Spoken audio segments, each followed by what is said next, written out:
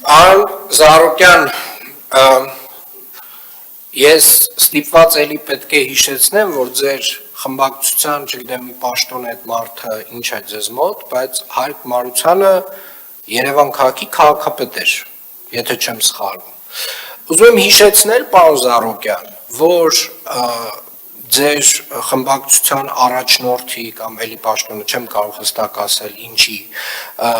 օրոք Երևան քաղաքը մի քանի տարի շարունակ գլխավոր հատակագիծ չուներ։ Պարոն Զարուկյան, ուզում եմ հիշեցնել, որ ձեր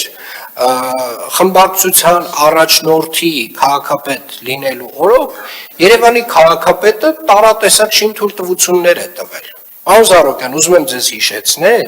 որ ձեր խմբակցության առաջնորդի քաղաքապետության օրոք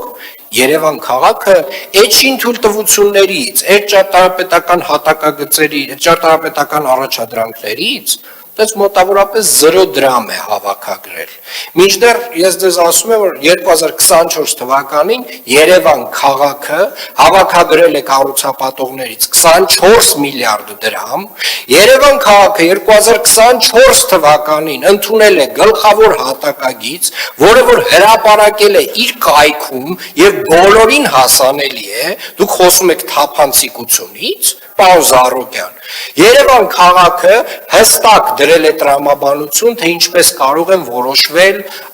շինթույլտվություն տալու կամ չտալու հարցերը, խստացրել է բոլոր հնարավոր կանոնները շինթույլտվություն ստանալու, նվազեցրել է կառուցապատման տոկոսները հստակ հողի վրա, կանոններ է դրել, որ 2500 քառակուսի մետրից պակաս հողերի վրա